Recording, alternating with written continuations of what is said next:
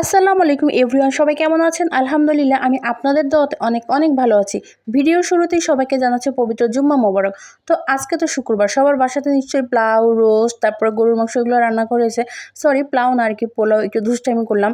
তো আজকে আমি বাসাতে একা ছিলাম, তাই আমি আর কিছুই রান্না করি নাই। মনে হয় আমি যখন বাসায় একা থাকি আমার নিজের জন্য একা একা রান্না করতে একদমই আমার ভালো লাগে। তো এখন বলি একা কেন ছিলাম বাসায়, কারণ হলো আজকে আপনাদের ভাইয়ের অফিসে মিটিং আছে, এখনো এখন পর্যন্ত বাসায় আসেনি, রাতে আসবে। তো এই জন্য চিন্তা করলাম যে আমি আমার জন্য একটা ভর্তা আইটেম করি। আসলে ভর্তা আইটেম করার আরেকটা উদ্দেশ্য হলো আমার পেজে কি আপলোড দিব প্রতিদিন চিন্তা করতে করতে তো মাথাতে আসছিল, যাই হোক একটা আইটেমও হয়ে যাক, আমার একটা ভিডিও হয়ে যাবে, সাথে আমার খাওয়াটাও হয়ে যাবে। কারণ গতকালকে তরকারি আছে, কিন্তু আমার খেতে ইচ্ছে করতেছে না। যাই হোক, আর আমার ছেলের জন্য তো রান্না করতে হবে, তো ওর জন্য পাঙ্গাস মাছটা ভাজবো। তো আমি চিন্তা করতেছি এখান থেকে আমিও 2 পিস ভর্তা করে ফেলি, আমারও খাওয়া হয়ে যাবে। তো এই জন্য আমি কী করলাম, 2 পিস পাঙ্গাস মাছ নিয়েছিলাম। এটাকে একটু ভালো মতো আগে একটু হালকা করে ভেজে নিয়েছিলাম। আর পাঙ্গাস মাছে যেহেতু কোনো কাঁটা ছিল না, তো আমার বাড়তে একদমই অসুবিধা ছিল না।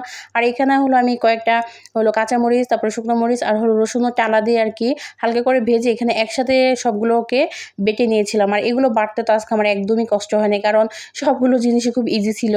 এই ভিডিওটা যদি আমার মা দেখে তাহলে বলবে, তুই তো এখন একা একা অনেক কিছুই করে খাস, কই বিয়ের আগে তো আমাকে একদিনও ভর্তা বানিয়ে খাওয়াস না। আসলেই সত্যি কথা, বিয়ের আগে না আমি এইসব কাজ থেকে 100 হাত দূরে থাকতাম।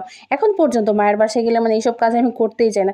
এখন শুধু মনে হয় আমি পেজে কাজ করার জন্য অনেক কিছু করতেছি। যাই হোক, তো এইখানে আমার বাটাবাটি শেষ। এইখানে আমি ফ্রাই প্যানে টমেটো আর পেঁয়াজ তেলের মধ্যে দিয়ে একটু টেলে নিচ্ছিলাম, একটু হালকা করে ভাজার পরে। তো এখানে আমি যে বেটে রাখা যে ভর্তাটা এখানে দিয়ে দিয়েছিলাম, কারণ আগে কিন্তু ভর্তাটা খাবেন না, তাহলে আমাকে বকা দিবেন, কারণ তখন তো আসলে ভর্তাটা খাওয়ার উপযোগ্যই হয় নাই। তো এখানে আমি ভালো মতো আর কি ভাজির পরে এখানে আমি মাঝখানে একটু আদা কুচি কুচি করে দিয়েছিলাম, ওটা অবশ্যই দিবেন, না দিলে কিন্তু ভালো লাগবে না।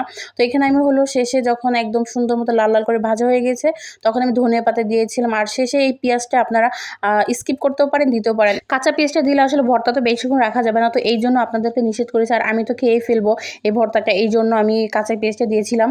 তো এই যে দেখেন, আমি সুন্দর মতো এটাকে সার্ভ করে নিলাম। ওয়েট, এখন কিন্তু আরেকটা জিনিস বাকি, আর সেটা হলো যে সরিষার তেল। সরিষার তেলটা না দিলেও খাওয়া যায়, কিন্তু দিলে না অন্যরকম ভালো লাগে। আর ইদানিং না আমি সরিষার তেলের লাভার হয়ে গেছে আর কি। সত্যি কথা বলতে আমি এটা শিখেছি আপনাদের ভাইয়ের কাছ থেকে। সে আসলে যে কোনো ভর্তাতেই সরিষার তেল না লাগলেও সে দিবে। তো বলে না সঙ্গদোষে আর কি যে একটা কথা, তো ও তার সাথে থাকতে থাকতে আমার এরকম অভ্যাস হয়ে গেছে, আর ভালোই লাগে। আর এই ভর্তাটা সত্যি কথা বলতে অনেক বেশি মজা হয়েছিল। আপনারা একটু প্লিজ একটু ট্রাই করে তারপরে এইভাবে ভর্তাটা বানিয়ে খেয়ে দেখবেন, তারপরে আপনারা আমার প্রশংসা তো করবেনই, আপনাদের নিজের কাছে অনেক বেশি ভালো লাগবে, বিশ্বাস করেন। দিন দিন যে আমি এত সুন্দর এত ভালো মতো ভর্তা বানাতে পারি, আমি নিজের প্রশংসা নিজেই করি। আমার তো আর ধৈর্য কুলাচ্ছিল না কখন আমি ভাত খাবো।